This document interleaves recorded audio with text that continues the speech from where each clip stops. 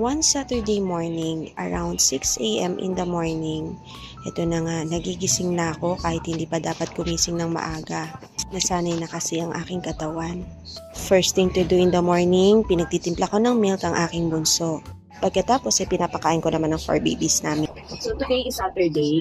Ito ay isa din sa mga routine ko pag weekend. So ito, kami ngayon, masarap ang feed namin, tuyo at saka egg. Pero naisipan ko mag-rice today kasi marami akong gagawin today. So kailangan kong maging full of energy today. Pero every morning, ito, sinasabayan ko siya nito. Itong Antashield. At ito ay isang food supplement. Sinubukan ko to kasi I've heard of this and marami akong feedback. Isa sa mga gusto ko dito is mabango siya, amoy fruity-fruity.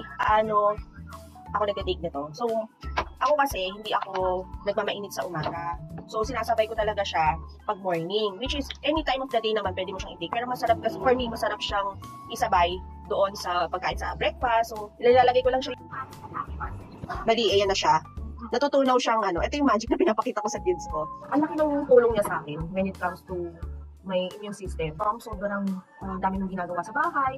Ako personally, ang dami ng ginagawa sa bahay. Tapos, pagod ka, kumbaga parang less yung tulog ko eh. Pero nung simula nung mag-take ako nito, medyo magaan yung pakiramdam. Hindi mo masyadong hihira yung pagod mo. Kumbaga parang protected ka nitong food supplement na to.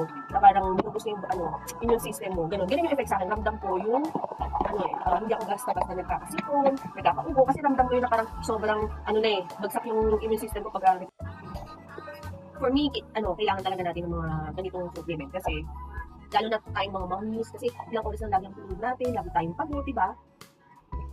Na kailangan natin ng something na kasi para hindi tayo lang mapagod.